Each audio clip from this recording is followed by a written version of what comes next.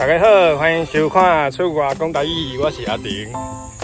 今仔日阿婷要甲大家分享一个好消息，就是阮的新册《台湾动物来唱歌》已经敲到时间要转去台南咯，要去台南办新册分享会，时间伫个5日节迄礼拜的拜六，6月27号下晡，希望大家会当做伙来台南食迄个肉粽。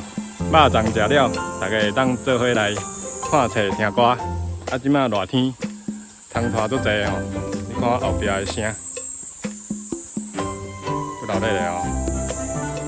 叫我身躯顶一只，这头仔伫路边拄着。